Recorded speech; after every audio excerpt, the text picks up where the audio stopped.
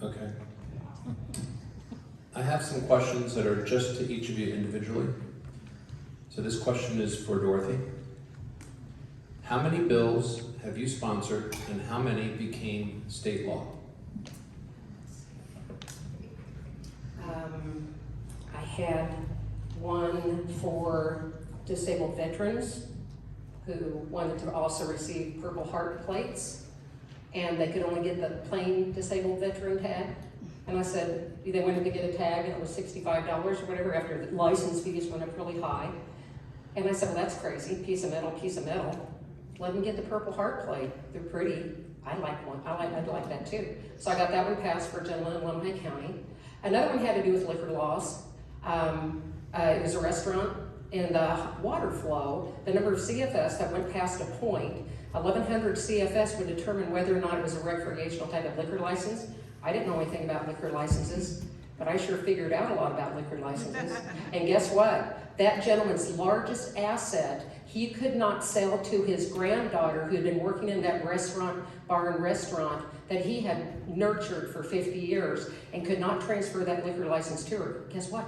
I got a bill through. He could now sell his largest asset to his granddaughter, and she could also bring in the liquor license. So that's another one. Let's see, another one has to do with mink farm, the amount of regulations that taxidermy and mink farmers. Boy, I've got a variety of bills. Anyway, and I'm not on any of these committees when I ran these. But anyway, it was just to reduce the amount of regulation. This mink farm hired 3 people just to keep up with the paperwork that was needed for the U.S. Fish and Game. But taxidermy did the same thing. So I cut all of that regulation out for them. Let's see. Gosh, there's more. I'm trying to start at my beginning of my tenure.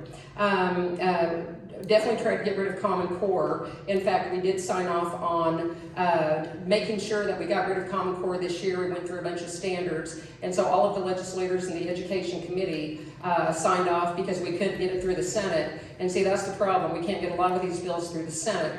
That's a big part of the problem. And so we had to actually write a letter to the State Board of Education and State Department of Education saying we are getting rid of Common Core.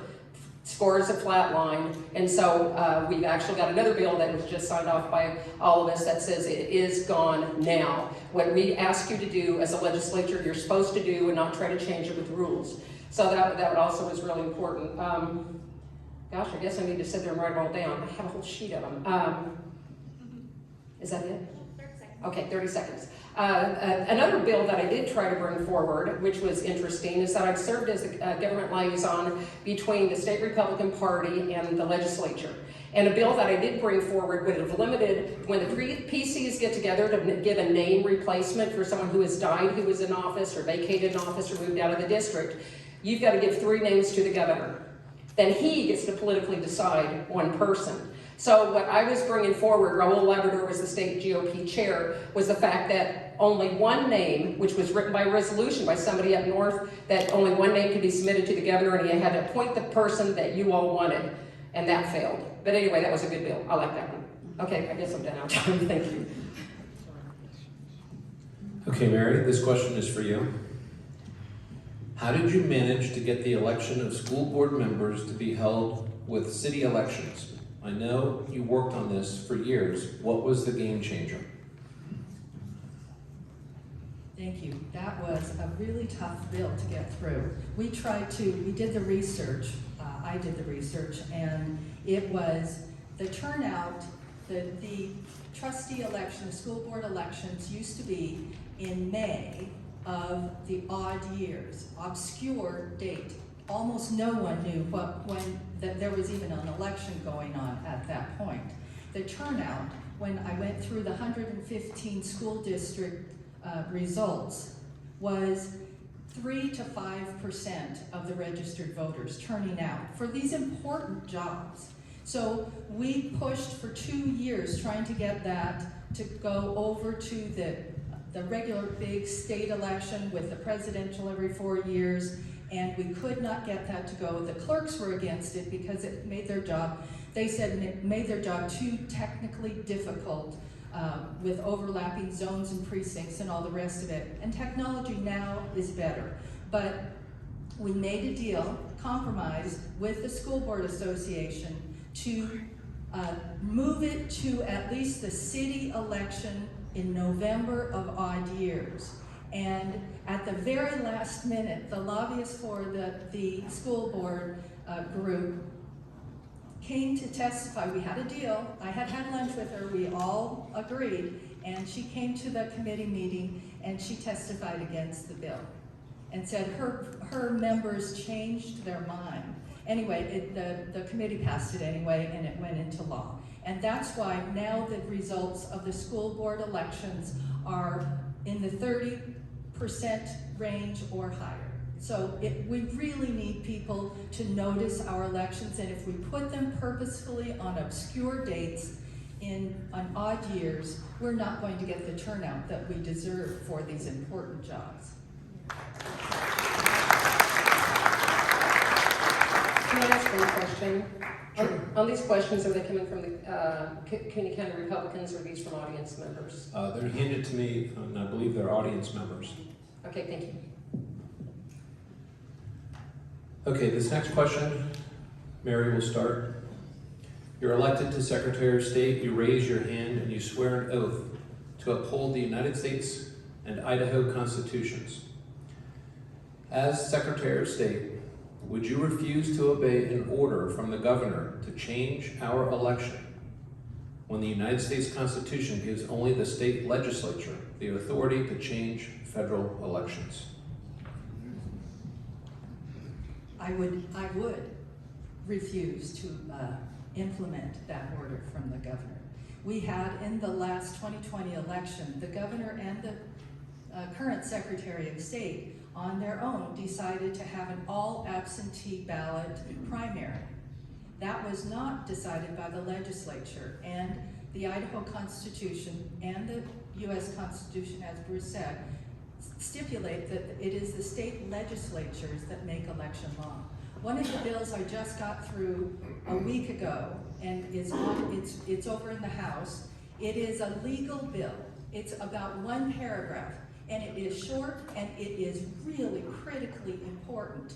It says that if any of our laws are challenged in the constitutionality or the structure of the law, that the legislature has an express right to intervene in that lawsuit or court case if they so choose. It sounds like it doesn't have anything to do with elections, but it does. It's critically important because the Democrats have a team that goes around the country, and when they want to invade a state and change the ability of the elections there, they go in and they find part of the election law that doesn't work for the Democrats, that they don't like, it's too restrictive, and they pull it into court, and it's called sue and settle. And during that time that it's in court, the legislature, unless you have those words in law that we got through, the legislature may not have the ability to intervene and have a voice in that decision. Especially important in the future if we ever have a governor or an AG that are unwilling to trust the legislature. And I would say we may have that situation right now. Would you like me to repeat the question? No, I've got it, thank you. As far as what happened in that primary, the governor was, it was unconstitutional what he did, of course, but it was the Attorney General that was supporting him in making that move. So when he has an Attorney General that's going to reinforce what he's thinking and what he would like to do as far as moving the May 19th down to June 2nd, they were both complacent, and that's why we didn't sign on to the Texas lawsuit, because then that would put our governor in the radar of other violations of election integrity. That is why he did not sign on, without a doubt. The other thing as far as this goes, on constitutionality, if the Biden administration came out and said that we had to, they were going to federalize our elections, we have got to have a good Attorney General to help me fight that mandate. I mean, there's no way we're going to do it. We're a sovereign state. We will deal with our own elections, but I've got to have a good Attorney General, which we do not have currently. We've got to have a good Attorney General to back up that office. So even when they postponed when he helped the governor to postpone that, and we couldn't take him to court. How could we take the governor to court when we have an activist Supreme Court? And that's obvious because of the grocery sales tax exemption that wasn't vetoed by Otter, and then all of a sudden we had to go fight it in court. If I was Secretary of State at that time, I would have certified that bill that just went through to give us all a grocery sales tax exemption had I been Secretary of State at that time. But it went too far because of bad advice from our Attorney General. The Attorney General and Secretary of State need to work very closely together. So we need a really good Attorney General coming up. Thank you. Thank you. This next question really follows right into the earlier question. Dorothy, you'll answer this first. Would you ask the legislature to fund an attorney for the Secretary of State's office so you would be independent from a weak Attorney General? Well, you know, they are trying, right now in the House, we're trying to remove the Attorney General from representing the Land Board. And why that's so important is because the Attorney General serves on the Land Board. So there's a huge conflict of interest there. And he never should have been representing the Land Board in the first place. Outside counsel has been hired a lot of times. It is more expensive, but I believe the Attorney General has about 160 attorneys working for him. That's an unbelievable, I don't even know where you find that many attorneys. But that is a huge number that you all are paying for to keep housed in that office. So I don't know, maybe we should get rid of 100 of those attorneys and maybe we should be allowed to hire our own counsel. You know, because I tell you right now, I just presented a bill on election integrity, and I hope I get that question as far as all the components of my election integrity bill. The Attorney General just came out with an opinion, and he was citing a previous bill where I had removed the same-day voter election day registration.